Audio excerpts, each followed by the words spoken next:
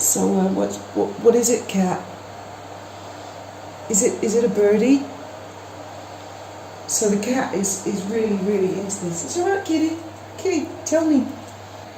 She was fascinated watching it flying. We'll get it flying, Cat. Good morning, good evening, good afternoon, Earthlings, wherever you may be. It's afternoon here in Spain, and today's activity, children, is going to be playing with the drone. This drone. We will be going somewhere totally appropriate to fly it. This is the first part of my video, and this will be edited together today. Look, it's got its own little briefcase. It's quite cool, that, and it's got a camera. Graham actually dug out and found the letter that I got from the base commander of Gibraltar, RAF Gibraltar, pointing out that I'm not allowed to fly a drone near Gibraltar airport, which I wasn't actually. I was flying it in a car park quite some distance from Gibraltar in 2012 one Christmas with this beast here. Now that's the safety feature. This is an AR drone, and I bought this. There you go, you can see it a bit better there. I bought this in 2012 as my toy, and I think it worked off. Yeah, it worked off sonar. You can see there's two sonar things there, and it was claimed to be indestructible. It cost me about, I think it was only about 180 quid, the actual drone, but I didn't realise at the time that you needed a tablet, a device, and an app to operate it, because this was 2012. And so I bought an Android app, an Android device, but the Android app wasn't very good and it wouldn't work. So I had to take the Android device back to the shop, and I had to buy the Apple device to get the Apple app to get it to work. All told, between the Apple device and the relatively cheap drone, and no one had drones then, not in Gib, not in this area, cost me about 600 quid. So I was like, it was one of those situations where I thought, oh my God, I'm in so deep now, I can't get out of this, I've just got to keep going. We did play with it in the car park, near-ish the runway at Gibraltar. We were quite far away, we were a few hundred yards away, and we only flew it maximum, probably 15 metres above the ground, and we can't find the footage of that these days, but it was really harmless. And then in 2015, right, 3 years later, because I was suing these people, they were digging everything up on me they could think of, and they contacted they found the video and they contacted the base commander. So I received this letter: Dear Mrs. Hesketh, this is in January 2015, it has recently come to our attention that a video of you operating a small unmanned surveillance aircraft, a Sousa, close to the airport in December 2012 was posted on YouTube. For reasons of safety and due to the very congested urban environment of Gibraltar, there is legislation that controls the use of such Sousa in Gibraltar, and your activities contravene these regulations. While I realise your post is not recent, and I am sure it was not your intention to break the legislative requirements, I am writing to you to ensure for the future that you are fully aware of the requirements for flying a Sousa in Gibraltar, which then goes on to say that I basically have to be a fully qualified commercial pilot for an A320, like the ones that land EasyJet. I have to communicate with the ATC air traffic control. I have to have radio license, insurance. I mean, my God, I basically have to become a commercial pilot in order to fly. Of course, that was back in 2015. Since then, everybody's got a drone, and they've been flying them all over the place, all over the rock. But Graham and I, as you probably guessed, are usually pretty cutting edge. So whenever we do something, I remember getting arrested years ago actually because I had a mobile phone. Seriously, the police arrested me because not many people had them. It was one of those old house bricks, and they said, if you've got a mobile phone instead of a landline, you must be up to something, and I got arrested. Oh my God. So I am a full victim to being cutting edge, but we are by no means cutting edge. Graham bought this for himself about 2 years ago. Actually, it might even have been before the pandemic. and he's never ever used it. So today's the day we're going to take it flying. Connect to drones. The drone needs to be turned on. Is it on? Yes. Yes. Connect to the drone. Pull it with this. App guide. Yes, I know, but I need to be able to connect my phone to the drone, which is. So if you can I'm just going to turn it on. I want to see if it takes flight when it's turned on or not. Oh, okay, I didn't do that. This one turns it on. Is it auto on? Yeah, isn't it? Yeah.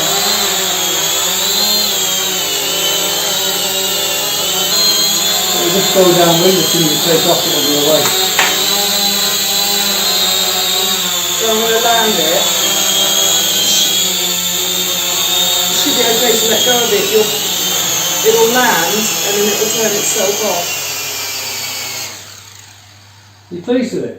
Yeah, I'm just looking. I'm down to 1 bar already on that battery. I'd put the battery back on charge. I'd sit there and read the instructions. Lights will turn solid blue.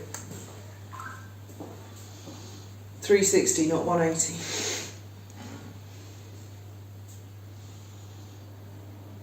I think I've done quite well to get this far, actually. Yeah.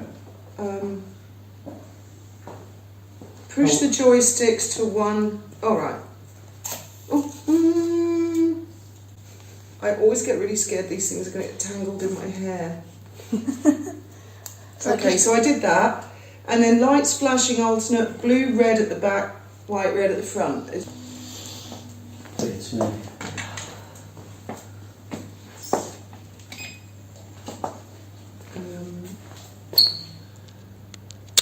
Okay, so far so good. We managed to get the correct app for the correct model. It's alright, kitty. The cat is absolutely fascinated by the drone. I think she thinks, well, she can't work out if it's a bird or not. She never ever gets up on the table. She's really interested in it, but we're not taking the cat. We're going to go out somewhere and do it. We've managed to take flight indoors without crashing it. So, and I'm just charging the remote controller, and we've got a lead and a USB charger in the car. So with the 2 batteries, hopefully we'll have some successful results.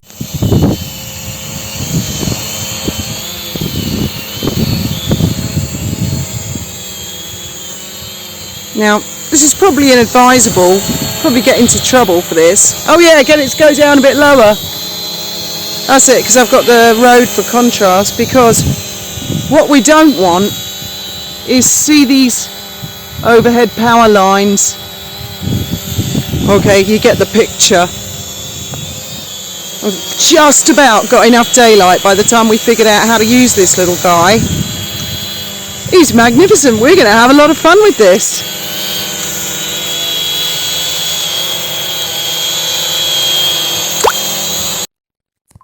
Right. So if you can just keep a mild hold of it, I don't think it's that powerful.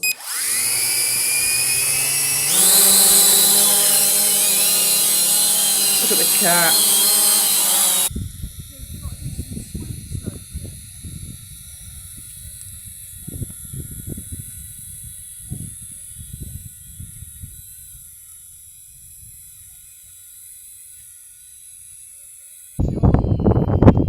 Yeah.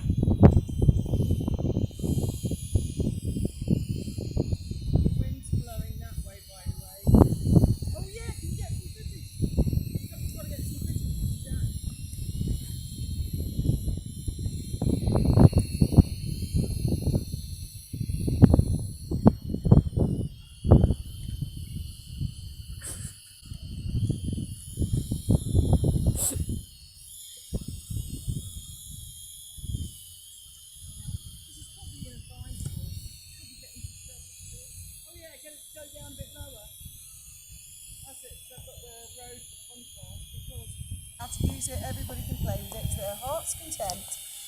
Tomorrow the weather is going to be wonderful, so we can think of some great places to go.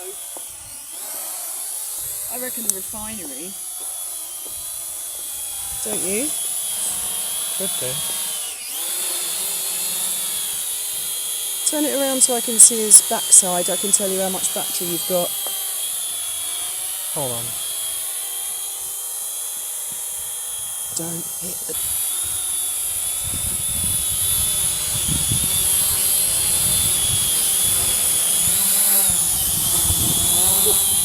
She doesn't... It should also land when it detects its battery's going. Wouldn't trust it though. I'm sure we can get some good footage from that. It's a bit tricky to control, but you get the hang of it eventually.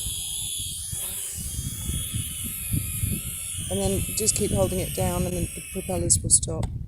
Well done! I'm better at using that than all of you. Now, was that recording all the time? And I'd also like to add that, as I explained, that was my toy, the original drone. While I was at work one day, Graham decided to have a go with it, and he crashed it into the sea next to our boat, and it never flew again. And both the kids grassed him up when I got home. Mummy, Mummy, look what Daddy did to your drone. And I was like, cost me so much money, I never got to fly it. So I've got his drone this time, and I'm sure it'll all go fine.